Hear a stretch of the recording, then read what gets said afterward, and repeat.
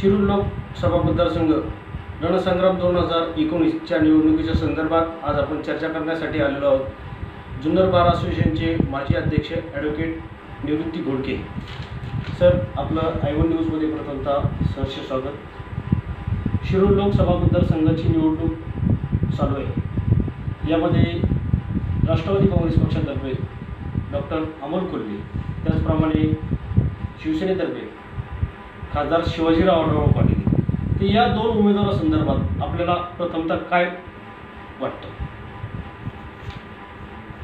होऊ घातलेल्या लोकसभेच्या निवडणुकीमध्ये राष्ट्रवादी काँग्रेस पक्ष आणि आघाडी जे उमेदवार दिलेले आहेत ते डॉक्टर अमोल कोल्हे हे तरुण उमेदवार आहेत, डॉक्टर आहेत, शिवाय जुन्नर तालुक्यातील रहिवासी आहेत। त्यांचं बालपण शिक्षण नांदगावच्या सबनीस विद्यामंदिरात झालेलं आहे। पहिल्यापासून त्यांनी त्या ठिकाणी चांगल्या प्रकारे प्रथम श्रेणीत उत्तीर्ण झालेले आहेत आणि याच्यातून त्यांना 12वीला त्यावेळेला 95% पुढे मार्क मिळाल्यामुळं मुंबईसारख्या शासकीय मेडिकल कॉलेजमध्ये त्यांना MBBSचा प्रवेश मिळाला आणि MBBS झाल्यानंतर त्यांनी स्वतःचा हॉस्पिटल न काढता त्यांनी वर्ल्ड हेल्थ ऑर्गनायझेशन या संस्थेमध्ये 3 वर्ष चांगल्या प्रकारचं काम केलं। पण त्यांना या ठिकाणी एक लोककलेची, नाटकाची, सिरियलची आवड असल्यामुळे त्यांनी स्वतः त्यामध्ये झुकून गेले आणि अनेक प्रकारच्या लोककला, सिरियल्स, त्याचप्रमाणे नाटकामध्ये काम केलं आणि या काळामध्ये त्यांनी आपल्या महाराष्ट्राचं कुलदैवत आणि देशाचं एक भूषण छत्रपती शिवाजी महाराज, त्याचप्रमाणे स्वराज्याध्यक्ष संभाजी महाराज यांच्या माध्यमातून खरा इतिहास समाजापुढे आणण्याचा प्रयत्न केला आणि त्या भूमिकेतून ते या देशालाच नव्हे तर जगामध्ये 128 देशामध्ये त्यांचं हे कामकाज चांगल्या प्रकारे प्रसारित झालेलं आहे आणि त्या माध्यमातून ते लोकांमध्ये लोकप्रिय झालेले आहे। दुसरा प्रश्न असा की या ठिकाणी आपले जे उमेदवार आहेत, राष्ट्रवादी काँग्रेस पक्षाचे आघाडीचे उमेदवार डॉक्टर अमोल कोल्हे हे नुसतेच एक अभिनेता नाही तर त्यांचं ज्या घराण्यात कोल्हे परिवारातून ज्या जन्म झाला त्या घराण्यातसुद्धा त्यांच्या वडिलांची, आजोबांची चांगल्या प्रकारची शेती नारायणगाव या ठिकाणी आहे। त्या माध्यमातून त्या ठिकाणी त्यांच्या आजोबांचासुद्धा या पंचक्रोशीमध्ये बैलगाडा चांगल्या 1 नंबरचा होता आणि असा एक आदर्श कुटुंब, आदर्श परिवार यातला हा गुणी मुलगा आणि त्या प्रकारे त्यांनी या गाडा क्षेत्रामध्ये सुद्धा कुटुंबाचं चांगलं नाव लौकिक आहे आणि सामाजिक असेल, गावची सोसायटी असेल, पंचायत असेल, ग्रामपंचायत असेल, दूध संस्था असेल, यामध्ये त्यांच्या वडिलांचा, त्यांच्या आजोबाचा चांगल्या प्रकारे सहभाग। अशा प्रकारे एक सामाजिक, राजकीय, धार्मिक, शैक्षणिक बैठक असणारं हे कुटुंब आहे आणि त्यातला हा एक प्रतिभा संपन्न असा डॉक्टर अमोल कोल्हे हा उमेदवार या जुन्नर तालुक्याला नव्हे तर या लोकसभा उमेदवार म्हणून आपल्या शिरूर मतदारसंघाला मिळालेला आहे। दुसरी गोष्ट, आता आपण आढळरावांच्या बाबतीत बोललो तर आढळराव हे आंबेगाव तालुक्यातले जरी राहणारे होते किंवा आहेत तरी परंतु खरं त्यांचं बालपण, शिक्षण किंवा त्यांचा व्यवसाय हा मुंबई नगरीमध्ये होता।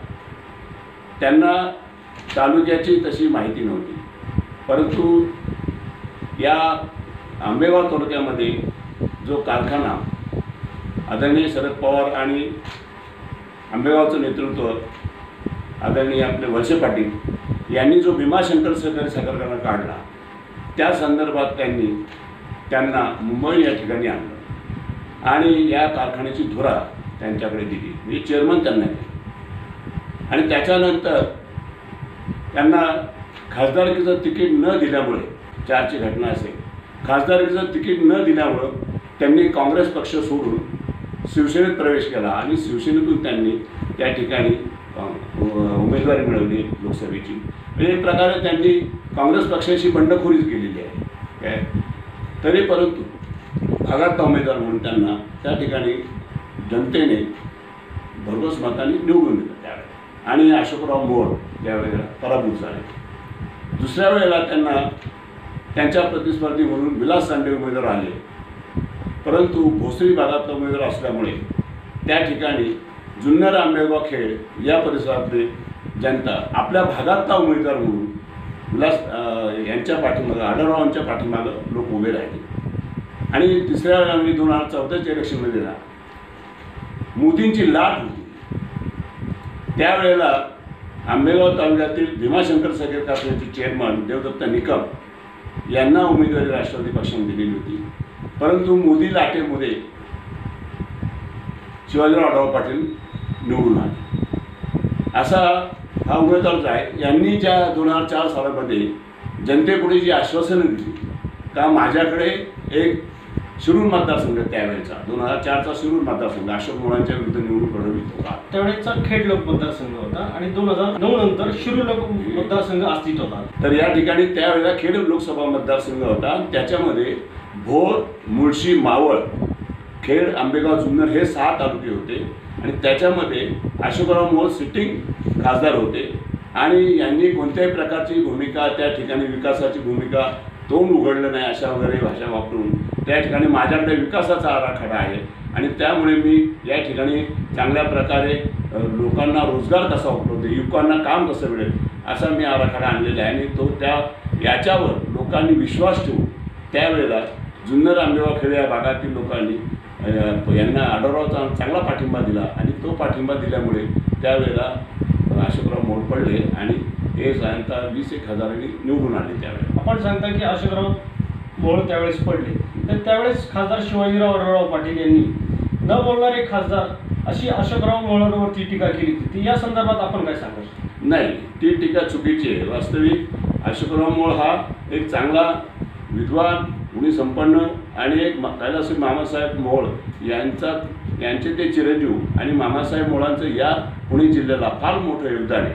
त्यावेळेला त्यांनी या पुणे जिल्ह्यामध्ये नव्हे तर महाराष्ट्रात चांगल्या प्रकारची म्हणजे कुस्तीगार संघटना असेल, पुणे जिल्हा शिक्षण मंडळ असेल, या प्रकारच्या संस्था मामासाहेब मोहोळांनी स्थापन करून या पुणे जिल्ह्याला एक चांगल्या प्रकारचं मोठं काम त्यांनी केलं. शिक्षण संस्थासुद्धा त्यांनी स्थापन केलेलं असून ती संस्था या खेड, आंबेगाव, जुन्नर या भागातसुद्धा त्यांच्या शाळा आहेत. अशा प्रकारे चांगल्या विकासाचं काम त्यांनी भरपूर केलेलं होतं. परंतु एक भागाचा प्रश्न आला, त्यामुळे जुन्नर, आंबेगाव, खेड या तालुक्यातील सगळे मतदार किंवा लोक, जनता ही आपला नवोदित माणूस जरी याच्यात गेलेला असला, शिवसेनेत बंडखोरी केली असली तरी आपल्या आंबेगाव तालुक्यातला माणूस म्हणून त्यांच्या पाठीमागे जनता उभी राहिली आणि त्यांना 20,000च्या मतानेच निवडून दिले. या ठिकाणी राष्ट्रवादी काँग्रेस पक्षाचे उमेदवार डॉक्टर अमोल कोल्हे यांनी असं सांगितले की मला लोकसभेत पाठवलं तर मी गाडा शर्यत चालू करेल आणि गाडा शर्यत चालू केल्यानंतर त्या गाड्यासमोर घोडी मी प्रथम धरेल. तर या संदर्भात आपल्याला काय वाटतं? असं आहे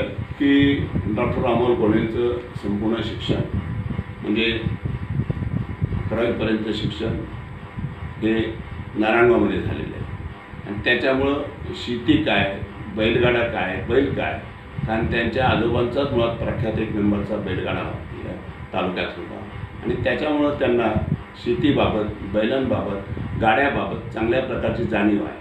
उच्च शिक्षणासाठी मुंबईत गेले, पण त्यांची गावाशी असणारी नाळ, शेतकऱ्यांशी असणारी नाळ, या बैलगाडा यात्रेशी असणारी नाळ कधीच तुटलेली नाही आणि म्हणून त्यांना असं खात्री आहे की त्यांच्यात एक धमक आहे. आज 40 वर्षाचा नवतरुण युवक आणि डॉक्टर आणि पूर्ण अभ्यास असणारा त्यांचं इतकं प्रभुत्व आहे मराठी भाषेवर, हिंदीवर, इंग्रजीवर की ते कोणत्याही भाषेमध्ये चांगल्या प्रकारचा आपला प्रश्न मांडू शकतात लोकसभेमध्ये आणि प्रश्न धसाच लावू शकतात, एवढी त्यांच्यात धमक आहे. मला निश्चित खात्री वाटते की या ठिकाणी या लोकसभेच्या निवडणुकीमध्ये आपले जे राष्ट्रवादी काँग्रेस पक्ष आघाडीचे जे उमेदवार आहेत आदरणीय डॉक्टर अमोल कोल्हे हे प्रचंड मताने निवडून येतील अशी मला खात्री आहे, म्हणजे विश्वास आहे असं माझं मत. आपल्या समवेत ॲडव्होकेट निवृत्ती घोडके यांनी अनेक विषयावरती चर्चा केली आणि त्यांनी ठामपणे सांगितले की शिरूर लोक मतदारसंघामध्ये राष्ट्रवादी काँग्रेस पक्षाचा उमेदवार विजय होईल अशी अपेक्षा यांनी बाळगली. कॅमेरामन राजेश आंबेसह रमेश बेळे, आय1 न्यूज, जुन्नर.